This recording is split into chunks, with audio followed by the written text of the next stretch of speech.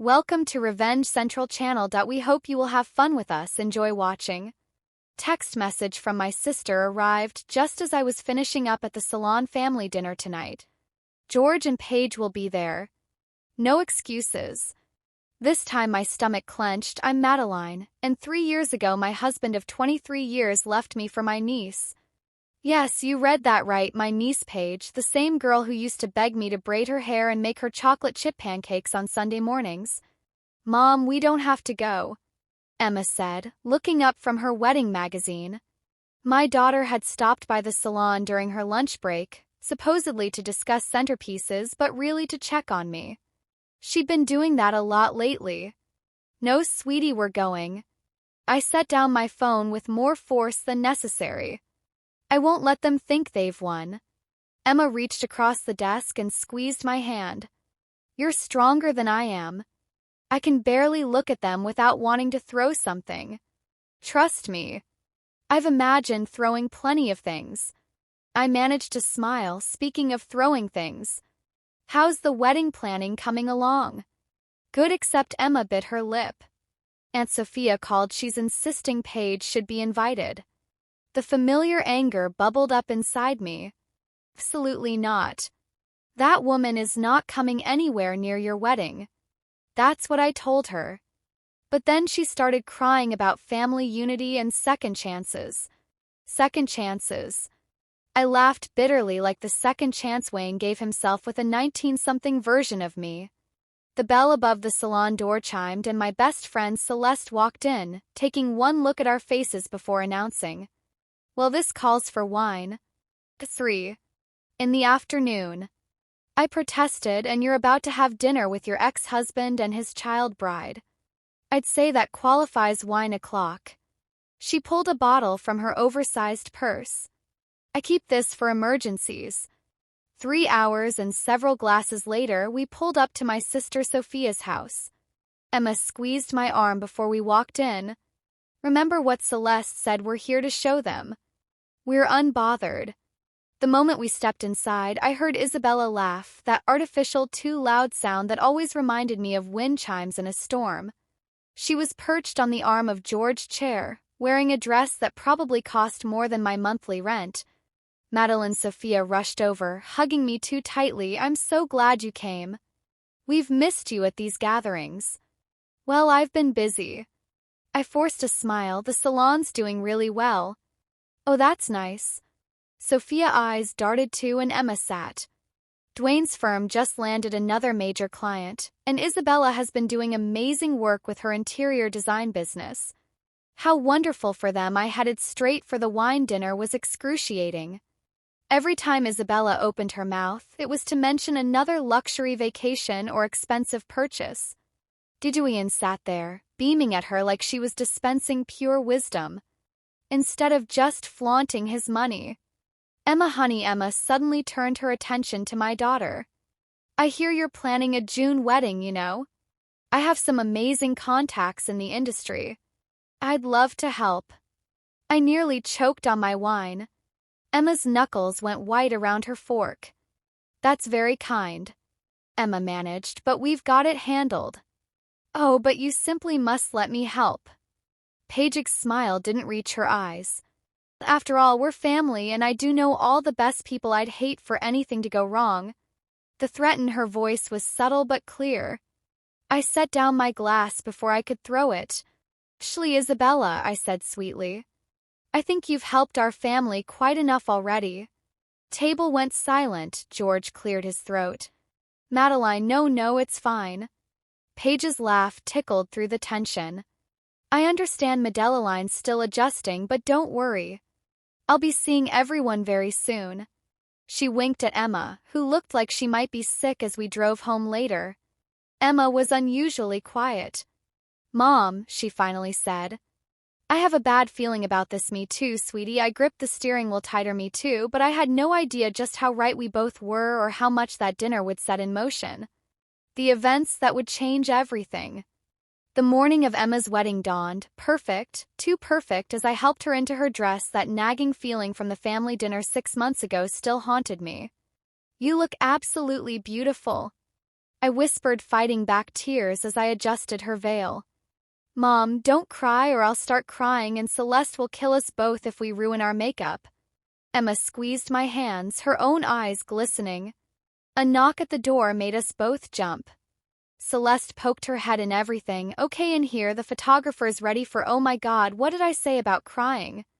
We're not, Emma and I said in unison, frantically fanning our faces. Good, because Owen's already emotional enough for everyone. That boy's been pacing the garden for an hour. Celeste paused, her expression turning serious. Also you. There's something you should know. Before she could finish, the door burst open. Isabella swept in wearing a white dress that could easily be mistaken for a wedding gown. Surprised, she threw her arms wide. I just couldn't miss my favorite cousin's big day. Emma's face went pale. You weren't invited. Oh please, we're family and look what I brought. Paige held up a crystal bottle, the most expensive champagne money can buy. We simply must have a toast before the ceremony. Get out. My voice was ice. Now make me. Paige's smile turned cruel. I have every right to be here unless you want to cause a scene and ruin Emma's special day. I started forward, but Celeste grabbed my arm. Not worth it. She muttered. Fine. Isabella set down the champagne. I'll just go find my seat front row. Naturally, after all. I am the bride's only cousin. The moment she left, Emma collapsed into a chair. Mom, I can't do this, not with her here. Yes, you can. I knelt beside her. This is your day. Don't let her take it from you. The ceremony started beautifully. Owen's face when he saw Emma walking down the aisle made my heart swell, but halfway through their vows, I heard it. Paige's distinctive laugh, loud and deliberate. The minister paused. Emma's hands trembled and Owen's sorry, Isabella called out, just so touching. She continued to make small disruptions, a cough here, a whispered comment there. Each time Emma's shoulders tensed more. Then came the ring exchange. As Owen reached for Emma's ring, Isabella suddenly lurched forward, accidentally bumping the best man.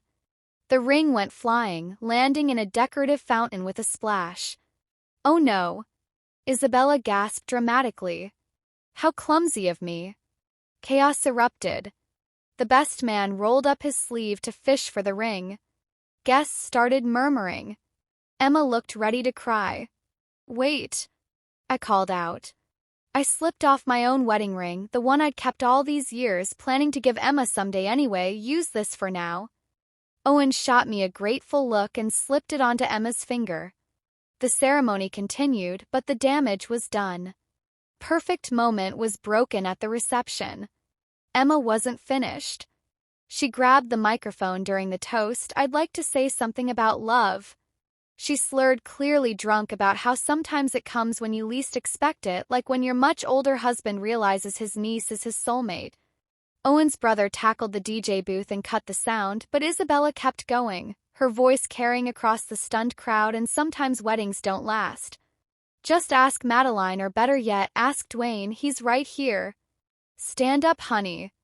Tell everyone how you— Graded security finally removed her, but she was laughing the whole way out. See you all. The next family dinner, she called over her shoulder. Later that night, after we'd salvaged what we could of the reception, I found Emma crying in the bathroom. I'm so sorry, sweetheart, I whispered, holding her close. Why does she hate us so much? Mom, what did we ever do to her? I had no answer. But as I helped Emma fix her makeup one last time, something inside me hardened. Isabella had crossed a line and I was done playing nice. You know what I said watching Emma and Owen drive away to their honeymoon? It's time someone taught that girl about consequences. Celeste raised an eyebrow. What are you thinking? I'm thinking, I said slowly, that revenge is a dish best served with a bow on top. I didn't know exactly what form my revenge would take yet, but watching Isabella stumble to her car, still wearing that smug smile, I knew one thing for certain. She was about to learn that karma has a way of coming back around, and I was going to help it along. Look what I found. Emma spread old photos across my kitchen table a week after returning from her honeymoon. Her eyes were still red from crying about the wedding video, which had captured every one of Paige's disruptions in HD glory. Where did these come from? I picked up a photo of Paige at 17 posing in my garden. Owen and I were cleaning out Grandma's attic. There's a whole box. Emma pulled out another picture. Remember this, when Isabella begged you to host her Sweet 17 because her mom wouldn't, the memory hit hard. I spent 3 weeks planning that party, made her favorite strawberry cake from scratch, and now we know why she really wanted it here. Emma's voice turned bitter. She held up another photo page, making eyes at George across the party table. She was already plotting what else is in that box. We spent the next hour discovering Paige's careful documentation of her obsession with my ex-husband, photos, diary entries, even old receipts from coffee shops where she'd accidentally run into him. She planned this for years. I whispered, feeling sick right under our noses. The doorbell rang, making us both jump. It was William, our family lawyer and friend, holding a manila envelope. "You're not going to believe what crossed my desk today," he said. Settling into a chair, George trying to buy the old Harrison property, the one by the lake. I sat up straighter, but that's been in Celeste's family for generations exactly. And guess who's pushing hard for it? Isabella has been calling the office daily, claiming it's her dream home. Emma snorted, more like she's desperate to get into the country club next door. They rejected her membership application twice. William spread out some documents. Here's the interesting part. Property has some unique deed restrictions. The original owner was big on community service, made it a condition of ownership. Something clicked in my mind. Tell me more about these conditions: monthly volunteer work, regular community engagement, annual charitable contributions. He smiled. Not exactly Paige's style. No, I said slowly, an idea forming, but it could be. Emma leaned forward. Mom, what are you thinking? I'm thinking about how much Emma wants that house and how interesting it would be if someone else bought it first. William raised an eyebrow. You don't have that kind of money. Madeline, no, but I have something better. I pulled out my phone, dialing Celeste. Hey, remember how you said you owed me for covering your salon shifts last month? I need a favor. Over the next hour, a plan took shape. Celeste agreed to sell me the property at a fraction of its value. Consider it payback for 19 years of friendship with one condition. I had to keep it in the family. Perfect, I said, because I'm planning to give it away to Isabella.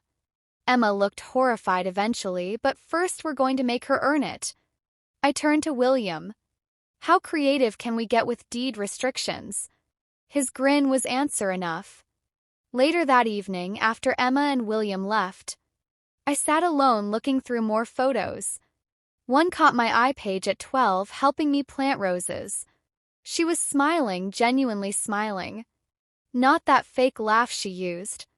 Now my phone buzzed with a text from my sister. Paige is devastated about the house. Someone outbid them.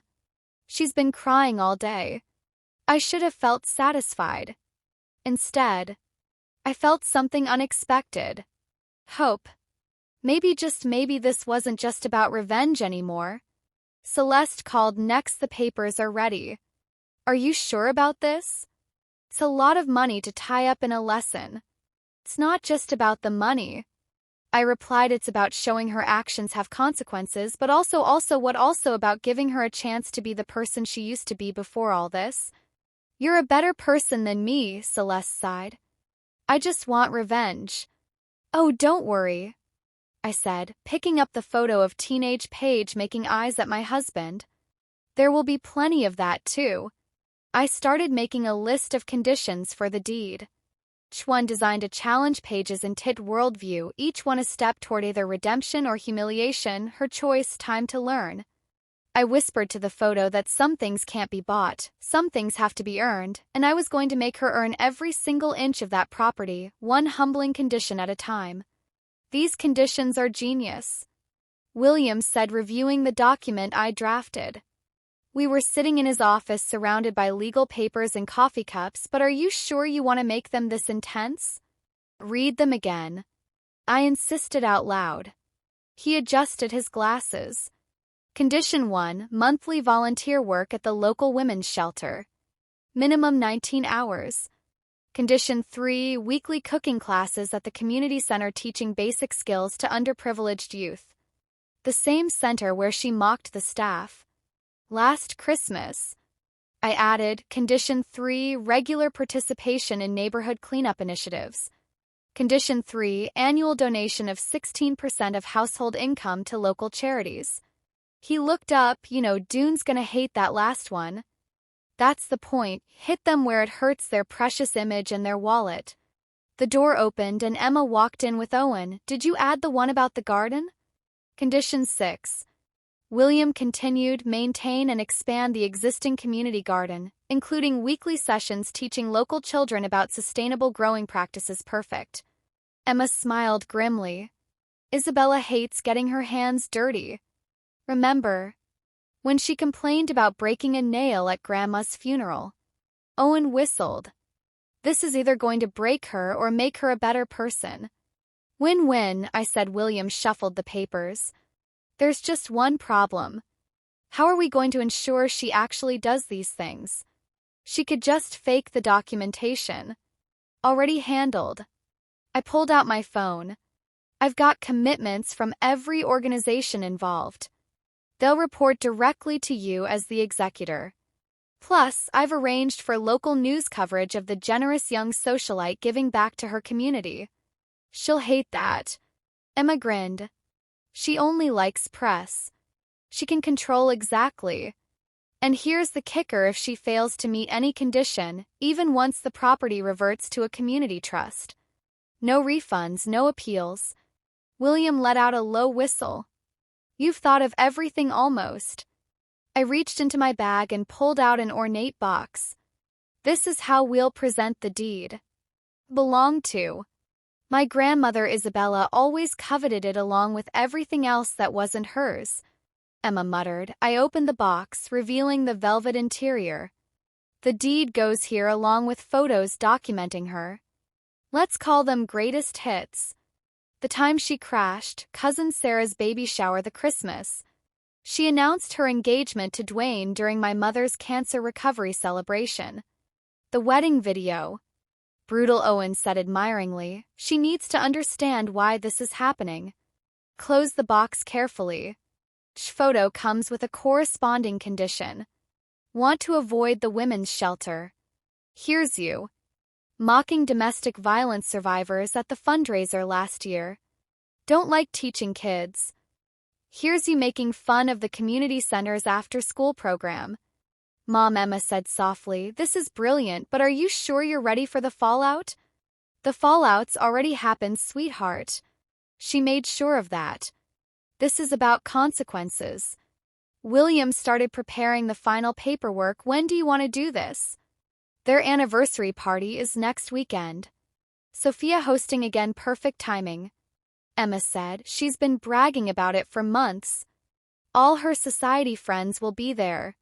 Speaking of society, Owen added, I talked to my sister at the country club. They're planning to reject Pagig's membership application again. Next week. She'll be desperate for a win. I placed the deed in the box along with the carefully selected photos. Then let's give her one with strings attached. You know, William said, watching me arrange everything. This could backfire. She might rise to the challenge, become a better person, and end up with a beautiful lakefront property that's not backfiring. I replied, that's the best possible outcome. Either way, she learned something about karma. Emma helped me tie a perfect bow around the box. What if she refuses? Then she proves to everyone exactly who she is, and that property she's been dreaming of becomes a community center named after her grandmother, the woman whose funeral she skipped for a spa day. As we finished the preparations, my phone buzzed with a text from Sophia. Emma is inconsolable about losing the house, says her life is ruined. Please come to the anniversary party. She needs all her family around her. I showed the message to Emma, who rolled her eyes. Classic Paige, making everything about her. Don't worry, I said, closing the ornate box with a satisfying click. She's about to get exactly what she deserves one way or another. Looking at that box, I felt a strange mix of emotions, satisfaction, anticipation, and something else. Maybe hope, because sometimes the best revenge isn't about destroying someone. Sometimes it's about forcing them to become better than they are. I found something you need to see. Celeste burst into my salon after closing, waving her phone. Remember Tommy from the country club? He just sent me these. I peered at the screen photos of Isabella, much younger, working at what looked like a soup kitchen. Another showed her reading to elderly patients in a hospital. That's not possible, I said. Paige would never. It was before George, Celeste explained. Tommy says she used to volunteer there every weekend. Look at the dates. She stopped right around the time. Around the time she started pursuing my husband, the realization hit hard, so she wasn't always like this. There's more. Celeste scrolled through her phone. According to Tommy, she was studying to be a social worker before she dropped out to become an interior designer. She made air quotes with her fingers. What happened to her? I whispered. The bell above the door chimed. Emma walked in with a stack of papers. Mom, I've been doing some digging. You won't believe. Let me guess, I interrupted. Paige used to be a decent person. How did you know? I pointed to Celeste's phone. We're just finding out ourselves. Keep going. Emma spread the papers on my styling station. These are her college transcripts, straight A's and social work courses. Letters of recommendation from professors. She was even up for a scholarship to study trauma counseling until Dwayne. I said, until Dune. Emma confirmed. It's like she became a completely different person. Celeste sat down heavily. Maybe your revenge plan isn't just about punishment. Maybe it's about reminding her who she used to be. The door chimed again. This time it was Owen, looking troubled. I just ran into George at the coffee shop. You need to hear this. We gathered around as Owen recounted the conversation he'd overheard between Dwayne and his business partner. He's losing money, Owen explained. Bad investments, market downturns. That's why they wanted the lake house so badly. It's one of the few properties in the area still guaranteed to appreciate, and now they can't have it. I said, there's more. I heard Isabella crying in the bathroom. She was on the phone with someone saying she feels trapped, said she's tired of pretending to be something she's not. The salon fell silent as we absorbed this information. Mom, Emma said, slowly, are we the bad guys here? No, Celeste cut in. Isabella made her choices, but maybe she glanced at the ornate box sitting on my desk. Maybe this is a chance to help her make better ones. I picked up one of the old photos of Isabella at the soup kitchen. Her smile was genuine, her eyes bright, with purpose so different from the artificial laugh and calculated gestures she used. Now we need to modify the conditions, I said suddenly. What? Why? Emma looked alarmed. After everything. She did not remove them, enhance them. Instead of just volunteering at the women's shelter, she could counsel there, use that social work training. She abandoned. Owen nodded thoughtfully. Community center needs a program director for their youth services and the garden project. Celeste added. Could be therapeutic programming for trauma survivors, something she actually studied. I started revising the documents, energy flowing through me. We're not just going to make her do good things. We're going to remind her why she wanted to do them in the first place. But what about the revenge? Emma asked. What about consequences for what she did to us? This is the revenge, I replied, making her confront who she was, who she became, and who she could be. That's a harder punishment than anything else we could devise. And if she refuses? Owen asked. Then she loses everything, the house, her reputation, and her last chance at redemption. But if she accepts? I smiled. She might just save herself. We worked late into the night refining the conditions. Each task now had a deeper purpose, a connection to the person Emma had once been. The photos in the box weren't just evidence of her misdeeds anymore. They were paired with images of her past good works, a before and after of her soul. As everyone was leaving, Celeste paused at the door. Most people would just want to destroy her. Destruction is easy, I said, closing the box one final time. Redemption. That's the real challenge. And if she fails?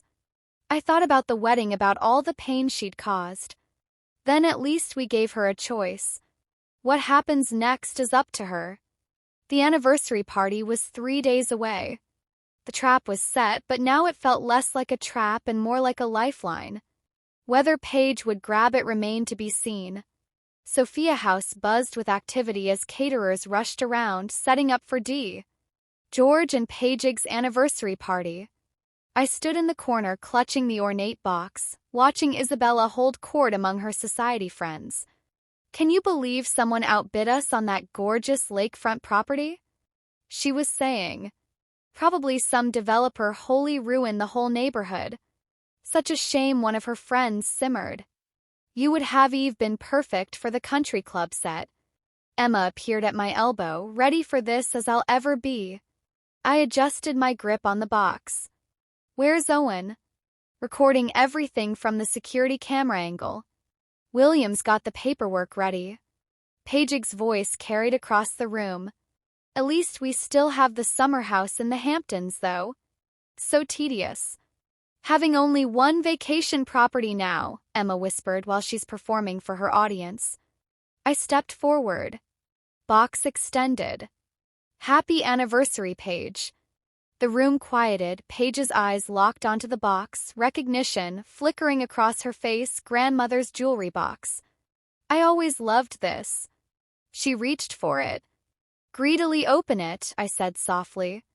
I think you'll find it contains exactly what you deserve. Her fingers trembled slightly as she untied the bow. The lid creaked open and her expression froze. What is this?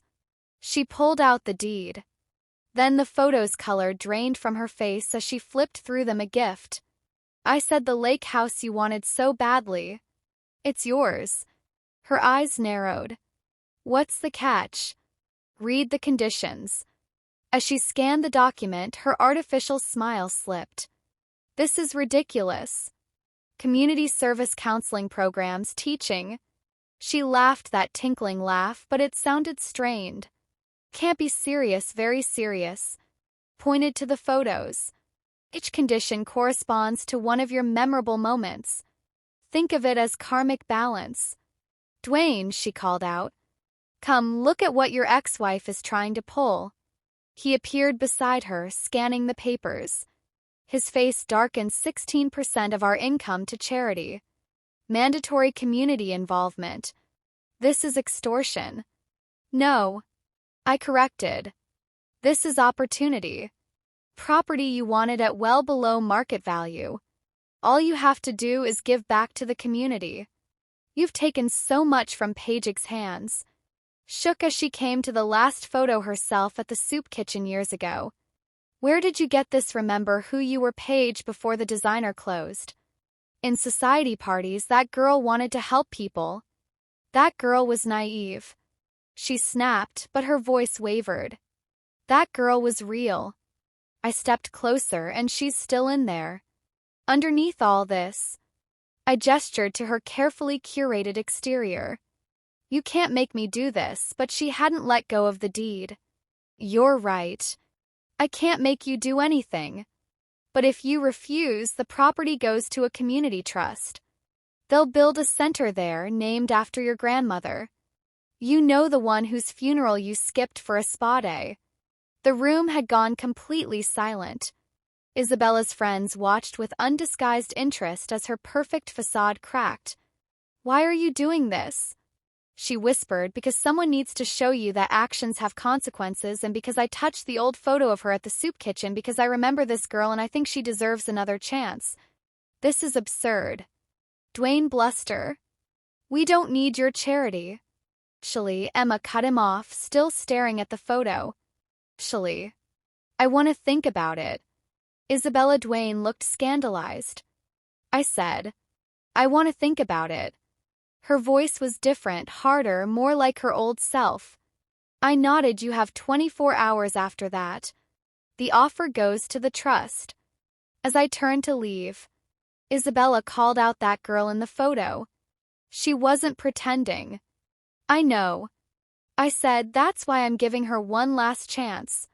Emma and I walked out together, leaving behind a murmuring crowd and a very quiet Paige, still holding the open box. Did you see her face when she saw the old photos? Emma asked. As we got in the car, yes, for just a moment her mask slipped. Do you think she'll do it? I started the engine, remembering the look in Paige's eyes when she saw her younger self. I think for the first time in years she's going to have to make a real choice, not about what she wants to have, but about who she wants to be. And if she chooses wrong, then at least we'll all know exactly who she is.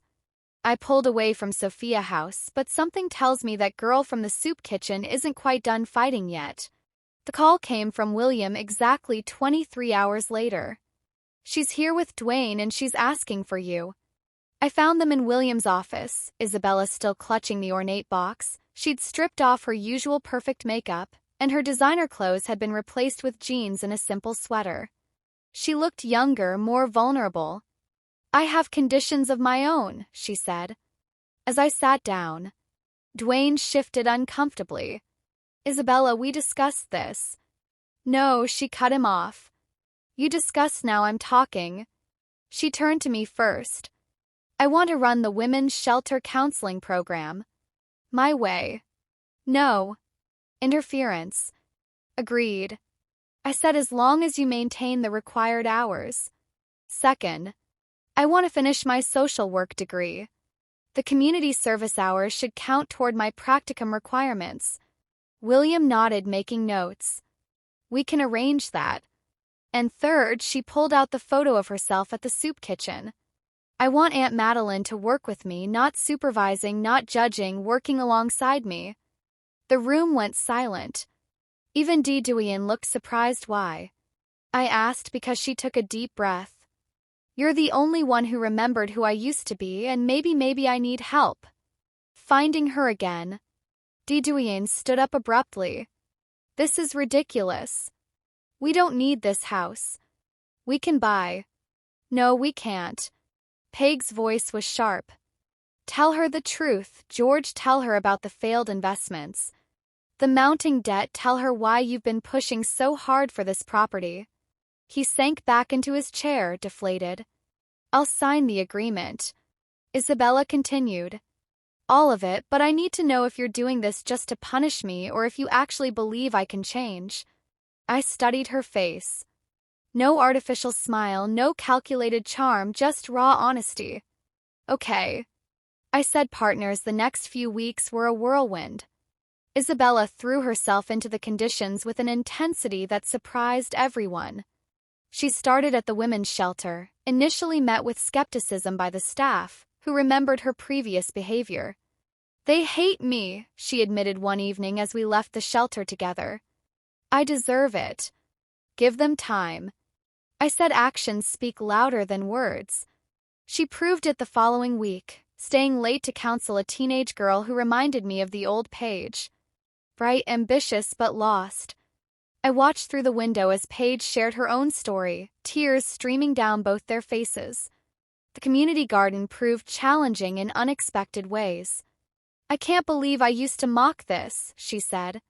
Dirt streaked across her face as we planted tomatoes with local kids. It's actually therapeutic. Remember when you used to help me with my roses? I asked before I decided designer clothes and social status were more important. Yeah.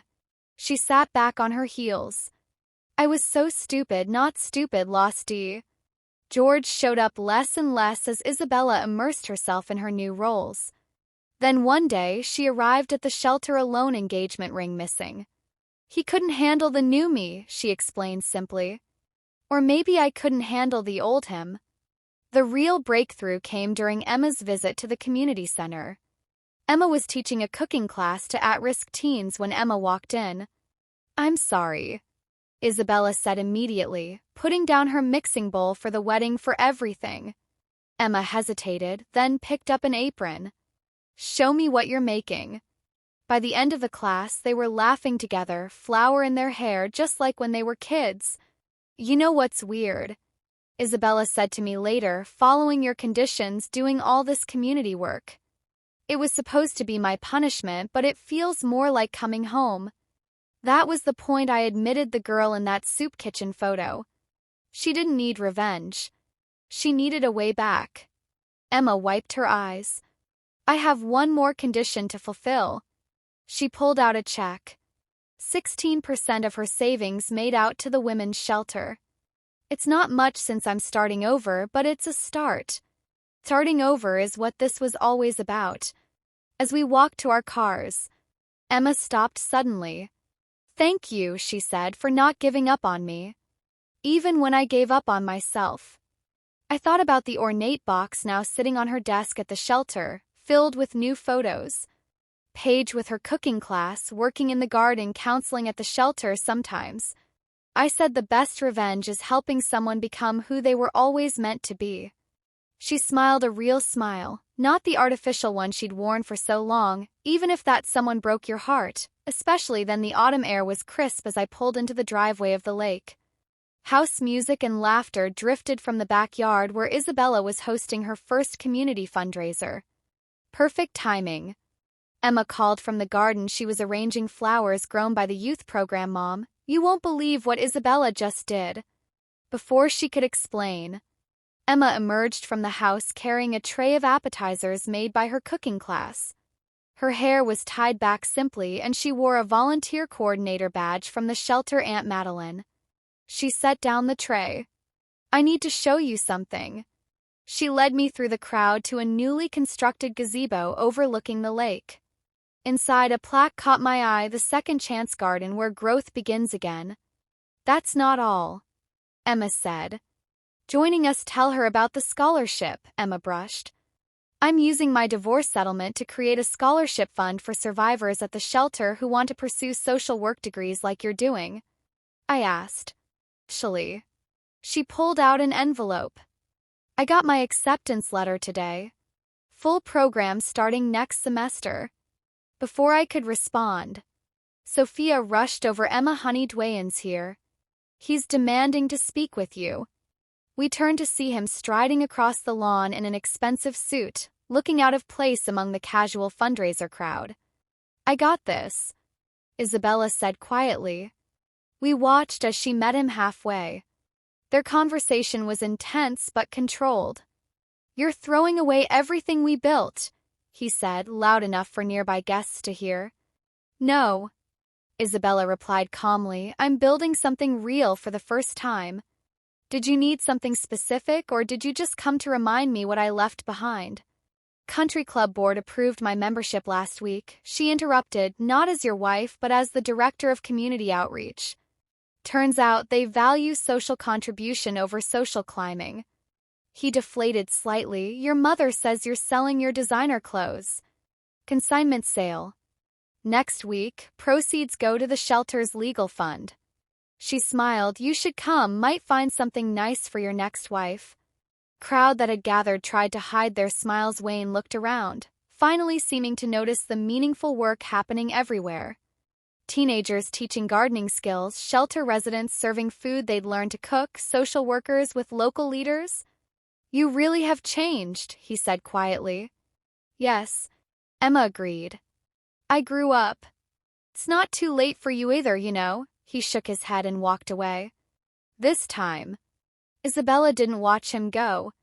Later, as the fundraiser wound down, we sat in the gazebo watching the sunset over the lake. Emma joined us, bringing hot chocolate Owens. Talking about volunteering at the center, she said, the kids love him. Everyone's welcome, Emma replied. That's kind of the point. She pulled out the ornate box, now weathered from frequent handling inside. Alongside the old photos were new ones. Paige receiving her counseling certification. Emma and Paige gardening together, the three of us at shelter events. I keep this to remind me, she said, not of who I was but of who I chose to become. About that I reached into my bag. I brought something for you. It was a framed photo of her at 17, helping me with my roses. On the back, I'd written some flowers, bloomed twice, tears welled in her eyes. I don't deserve all these second chances. That's exactly why you deserve them, I said. 'Cause you finally understand that Emma raised her hot chocolate to second chances and third and fourth ones. Isabella added. As many as it takes, as the last guests left carrying fresh vegetables and information packets about local services. Emma turned to me, when you gave me this house with all those conditions. I thought it was the cruelest revenge possible. She laughed softly, making me face myself, my choices, my potential. It was harder than any punishment. And now I understand that real revenge would have been letting me stay lost. She hugged me tightly. Thank you for finding me. Instead, the lake reflected the last rays of sunlight as we cleaned up together, aunt, daughter, and niece, our shadows long, but our hearts lighter than they'd been in years, ready to go. Emma asked eventually, actually. Isabella said I was hoping you both might stay. I'm making grandmother's lasagna recipe for my cooking class tomorrow, could use some expert advice. I looked at my daughter, who nodded with a smile. We'd love to, I said, following them into the warm light of the house that had become not just Paige's home, but a home for second chances. Sometimes the best endings aren't about getting even. They're about getting better. My story ends here. If you feel that this story is meaningful and brings useful lessons, please like and subscribe to the channel to support me. Thanks for listening and see you in the next videos.